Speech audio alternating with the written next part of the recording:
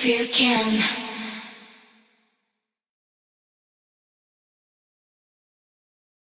Today we are going to be talking about my opinions of the Soul Calibur series as a franchise and the history therein.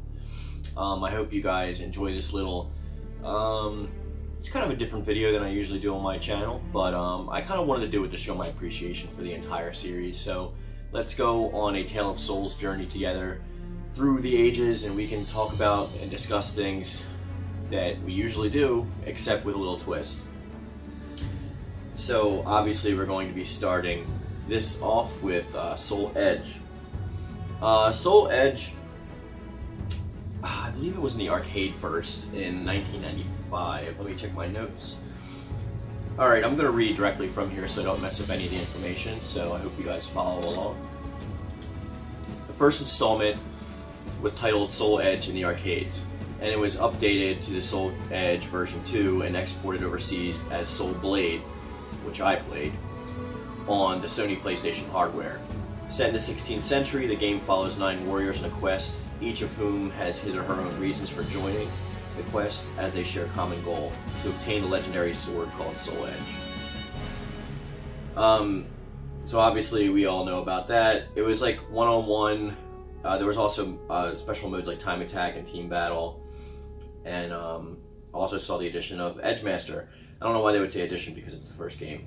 So yeah, it was a pretty good game. Like, for me, Soul Edge and Soul Blade had probably one of the best soundtracks that I've ever seen in a game. The soundtrack was amazing. I played on this channel sometimes. I have the actual soundtrack uploaded to this channel if you're interested in checking it out.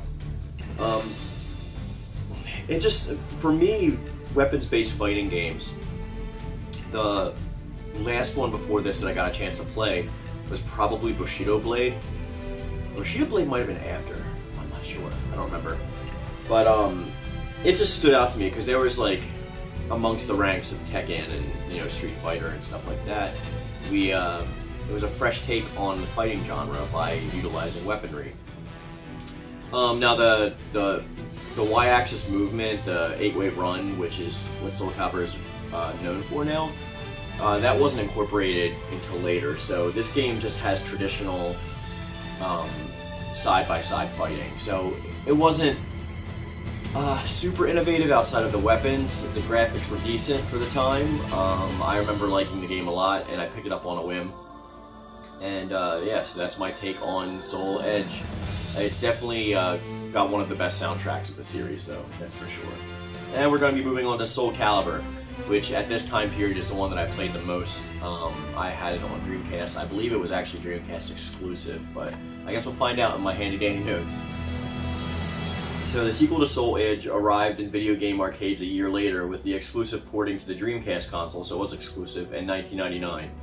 The plot set is 2 to 3 years after the game title derived from Soul Calibur, the legendary weapon which opposes the evils of Soul Edge. It established a popularity in video game history and garnered positive reviews from gaming fans and critics alike. And though retaining elements of its predecessor, Soul Calibur incorporated an intensive number of new features, including the new 8-way run.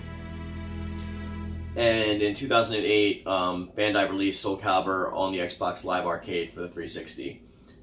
That had, like, I think, achievements and leaderboards. That was like the biggest thing for that. So Soul Calibur on the Dreamcast. First of all, this one holds a special place in my heart that I played a lot because I owned a Dreamcast and I actually really liked the system. I played a lot of things on there like Shenmue and I did play Crazy Taxi, Resident Evil Code Veronica X, but Soul Calibur was probably the one I played the most out of all the games I had on the console, which weren't that many because the console unfortunately didn't last that long. But I remember playing Soul Calibur a lot. I was playing it like when I was, I think, in my junior year of high school. It might have been my sophomore year, but I think it was my junior year. And I played a lot with my friends because, you know, at that point in my high school, I don't know how yours worked, but I already taken college courses at that time. So I already had predominantly most of my credits for college like out of the way. So my junior and senior year was pretty cushy. Like I really didn't have much to do. So, cause I took my SATs my freshman year. So a lot of like stuff, a lot of it was like a lot of fun to play with my friends. We could just like, you know, mess around. Especially because like not many of my friends had a Dreamcast, so like my house was like the one to come to play the Dreamcast. So it just has a lot of good memories for me. I really like it, especially the 8-way run. I mean, we all know how incorporated that is in the Soul Calibur now, like hardline, and how important it is. There's like sometimes there's no other way to no other way to dodge certain attacks, and it can be advantageous. There comes the Avage. To use in your enemy, like especially like when you're starting off like against somebody and you know they're gonna pull off an attack right away online. If you just like sidestep like twice and like sidestep dash in either direction either way, chances are their first attack's gonna miss unless it's one of those like long-ranging attacks like rocks like Hammer Smash or you know, you get the point. Key League also had that like over and under thing where he would hit you in the, I think the midsection of feet and then come back and hit you in the head. So like some of those weren't unblockable with 8-way run unless you ran backwards, which is how a lot of people I fought with online actually started out their fights. But yeah, I love Dreamcast, and Soul Calibur 1 was great. Let's rank these games. Alright, so I'm not going to go back and rank Soul Edge because we already passed it. So starting with Soul Calibur, I'm going to rank this game. Now this is in comparison to the other Soul Caliburs, not as a whole. That would change drastically, but as among the mainline Soul Calibur, so we're not including Legends and all that stuff, I would have to say this is probably out of 5, because there's been 5 Soul Calibur games. I'd probably place this solidly in 3rd place. Like, this was a really good game. I liked it a lot. I didn't like it as much as some of the other ones, but we're going to place this one in 3rd place. So now moving on to Soul Calibur 2, which is a lot of people's favorites, understandably. It's not my personal favorite. We'll get to my personal favorite when it comes to it, but I can understand why this is their favorite one. I just wish this had a little bit more in the way of single player. There was that, I forget what the mode was called. It was like a dungeon mode where like you had to go through in this little thing, and like it was pretty much like their arcade modes. I don't know, but it was decent. I liked it. My favorite part about it was Spawn on the Xbox. That's my absolute favorite part of it. And I do still play Soul Calibur 2 HD Online, but yeah, I liked it overall. So let's see what the notes have to say. So in 2002, which is when Soul Calibur 2 released, it further improved and expanded upon the original both in graphics and gameplay. Soul Calibur 2 was released in the arcade format 3 years after the previous release of the series, and was subsequently ported to all 3 active 6th generation consoles. So it goes on to say we had Link for GameCube, we had Heihachi Mishima for Tekken, and we had Spawn for the Xbox version. I didn't give a crap about Heihachi. Like, I had played so many Tekken games at this point that, like, I don't understand why. I mean, I know they're so close and the company related, but, like, I didn't really care about having Heihachi. And, like, at that point, I didn't even start liking Heihachi Mishima until probably Tekken 7. Like, I didn't like Heihachi at all.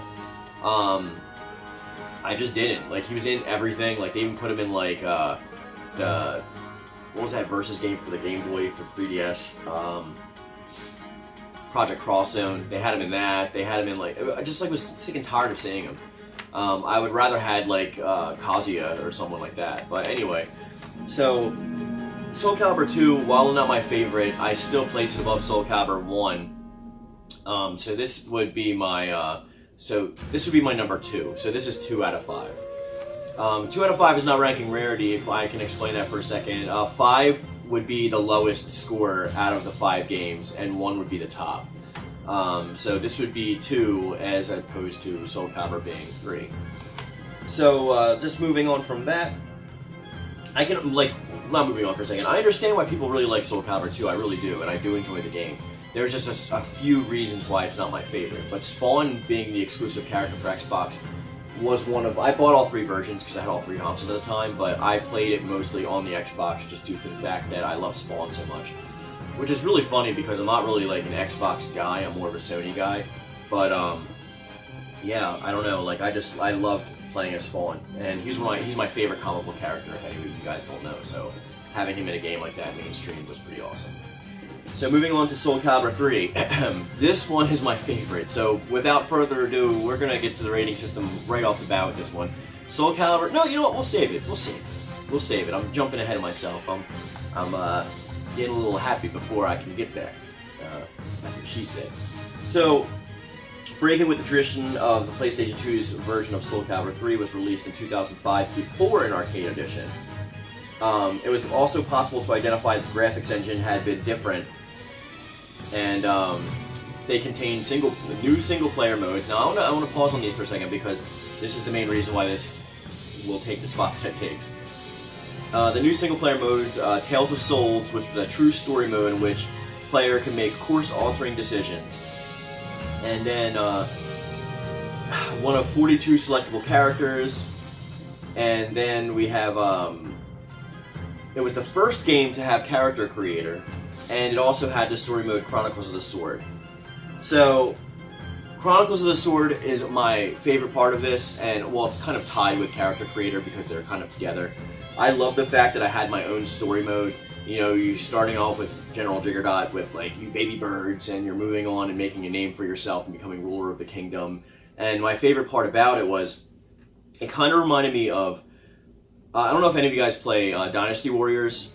I stopped playing the mainstay Dynasty Warriors a while ago, but I do play the Dynasty Warriors, it was not Extreme Legends. There's a Dynasty Warriors game that I play. I forget what it's called off the top of my head. But in that game, you pretty much, it's just like Chronicles of the Sword. You create your character and, like, you do your own thing. You have to run your own kingdom and use, like, strategy and stuff. And that was very similar to this. So the reason I liked it is because you start off with your own created character. And you can create your team to come with you. So anyone from any other games, like I know I created, like, Ayane and stuff like that. But even the people that would, like, come to you, like Reese and stuff like that, you had the ability to change their weapons and completely customize them outside of like their face and their name, and that made it like awesome for me because I remember the first time I played it, like my entire squad was all ninja, so it was pretty fun. But just for the Soul Calibur esque nature of it, and then the awesome Tales of Souls story mode that they put in, where you can make decisions to put you on different paths, and it would take forever for you to actually like go through every character's story and make every decision to complete the story. All the single player content with the created character, the museum stuff had a ton of stuff in it, and I mean, basically it was just like an all-around great game, like great soundtrack again. This one is my number one. This is my favorite game in the entire series, so we're going to place this at 1 out of 5. So to catch up to speed, Soul Calibur 3 for me is number 1, Soul Calibur 2 for me is number 2, Soul Calibur is number 3, and we still have yet to place 4 and 5. So with the upcoming games in the mainstay series that we're going to talk about next, I guess you guys can already guess where this is going to go. I guess we'll just talk about that now. So we're moving on to Soul Calibur 4. Now, Soul Calibur 4 was released in 2008 for the PlayStation 3 and Xbox 360, the fourth installment of the series, the second game with no arcade release prior to release of its home console, and being the first to take bouts online. So Soul Calibur 4 was the first one you can take online. I don't think we need to talk about any of the Star Wars stuff because we pretty much all know it by now. If you had the PlayStation version, you got Darth Vader, and if you had the Xbox 360 version, you had Yoda. Later, they were both available to their vice versa consoles that you didn't have it for DLC. I believe they were $4.99, and The Apprentice came on both of them because the reason they were in there, I think, was to promote The Force Unleashed 2, if I'm not mistaken. The character creator was enhanced. The graphics engine was super enhanced. It's talking graphics-wise, it's easily 10 times better than Soul Calibur 3. The soundtrack was decent. They incorporated a lot of Star Wars mixed soundtrack stuff, which inadvertently tomorrow is Soundtrack Friday, and I'm uploading Soul Calibur 4's full soundtrack, so come back and look for that. So, as a fan of I was more interested in Star Killer. Like, don't like come at me with this, but like, this is just my opinion. I was more interested in it for the Star Killer aspect of it because I played The Force Unleashed 1 and I was really looking forward to The Force Unleashed 2. Whether it was lived up to expectations or not, it's a totally different story. But, yeah, so I really enjoyed that, and having Darth Vader was cool. Fighting Yoda was a little weird because he's really small and it was hard to kind of like fight him, especially when he was like online. But overall, it was a decent game. Like it was, it got rid of a lot of the single player stuff that we have come to know. There was a generic story mode kind of thing where like you can use your created characters, and they would have like I think one of like 3 or 4 varying cutscene endings that would incorporate your character. So that was kind of cool. But it was basically like, you go to a room, you fight people with conditions in the room, and then you do that, I think, like 5 times until you get to the boss, which was one of a few bosses, which I think was, it was like Nightmare, there was Algol, there was, I forget, it's been a while. I mean, I played it like 2 weeks ago, but I haven't really played the story mode in a while.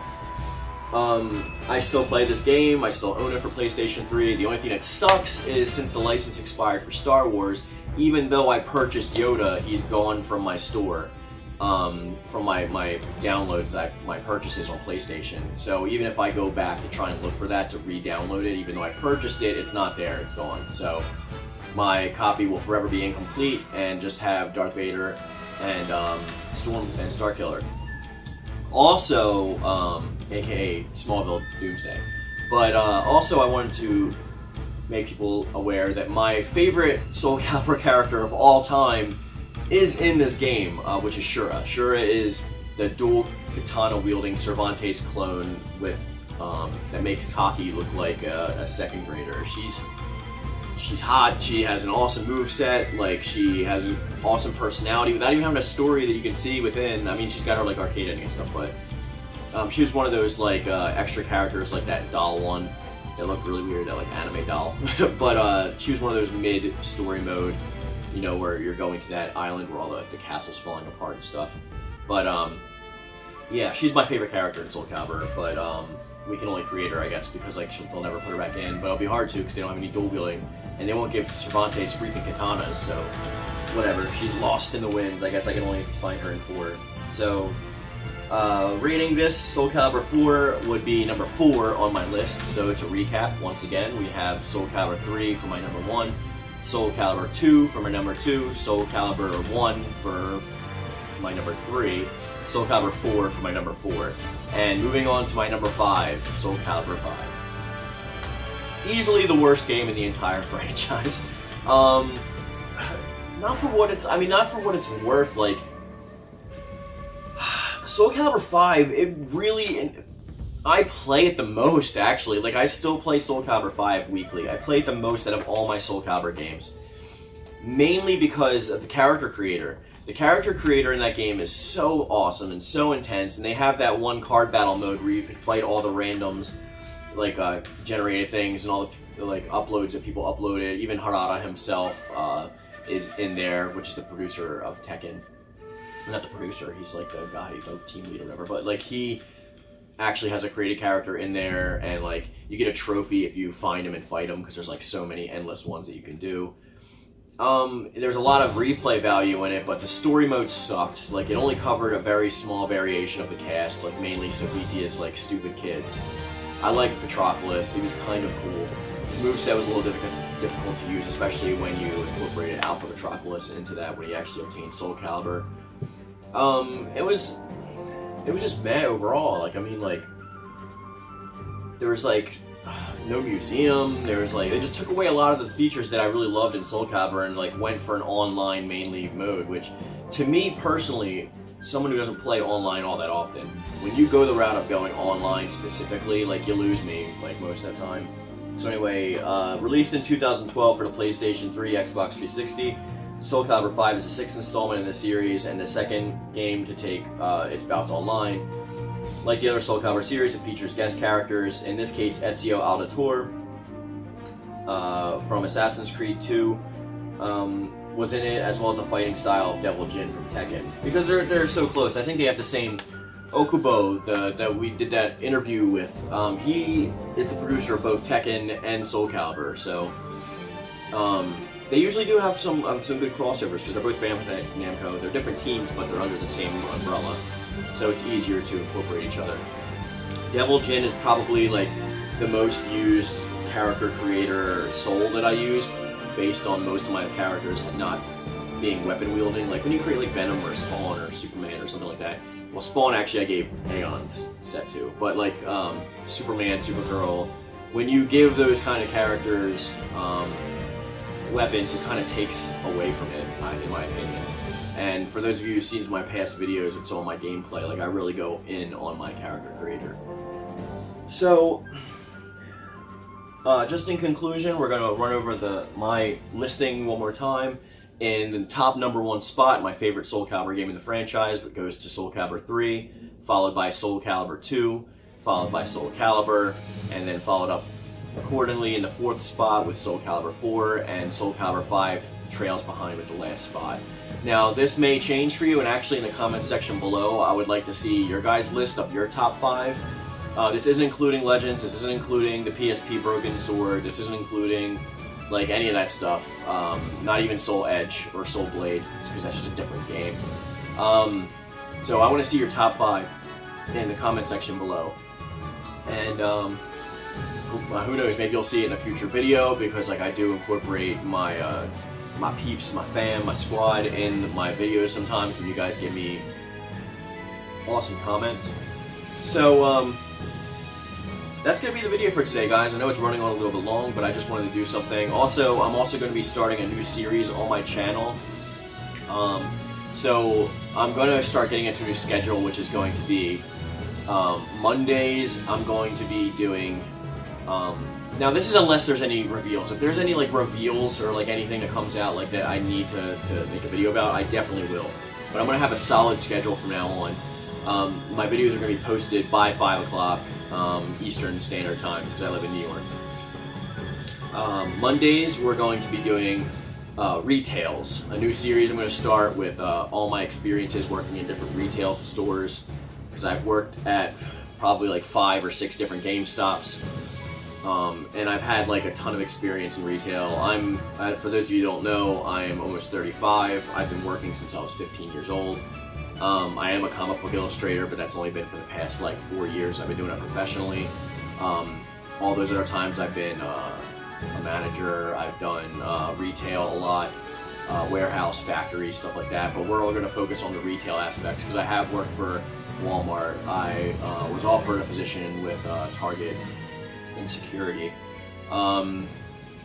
I've worked for so many companies that I'm just going to have to go back through my resume, and we're going to have to talk about different ones. So Monday is going to be a new series called Retails, and those are going to be my tales from retail. And the first one is going to be about my worst experiences with GameStop, so you can look forward to that. And on Wednesdays, we're going to be doing video game news and videos, like I said, unless there's other things that pop up that I need to take into consideration, like character reveals or new game announcements and stuff like that. I will make a video that day if I do get it, so regardless of my schedule. And on Fridays, as you guys know, is still going to stay Soundtrack Friday, so I'm going to upload a new soundtrack every Friday. And on those Soundtrack Friday videos, I want you guys to put in the comment section the next soundtrack for a video game that you would like. I'll put any video game soundtrack that you want up on my channel. If there is any like actual music in it, so if it's something like Twisted Metal 3, this is like all Rob Zombie, White Zombie, I can't really put, I'll put it up anyway. I'll take the hit, and I won't. I'll let the money go to you know, the company that produced it. I don't really care. But yeah, put that, like the soundtrack that you would like, in every Friday's video, and I'll tally it up, and the one that has the most votes will be the next Friday's soundtrack. Saturday and Sunday will be up in the air videos, depending on whether what I'm doing, because I work a lot, but depending on whether I have information or something like that, like there will probably be at least one video on Saturday or Sunday, and then we'll follow the regular schedule. So that's going to be the video for today, guys. I really appreciate you coming here, and if you stayed to the end of the video, please put, let's see, put Shura is Bae in, or just Shura, it will be fine. Put Shura in the comment section, so I know that you made it this far into the video. I'll give you a shout out, and I really appreciate it. And be sure to check out my friend Rich at Ragnarok Enterprises YouTube channel. There'll be a link to that in the description box below. I've done a couple videos with him before. He makes awesome video game content. He covers things that I don't cover, so if you like some more obscure, like Japanese games or, you know, other stuff like that, like he covers all that stuff, as well as mainstream stuff. So guys, as always, stay powered up. Peace.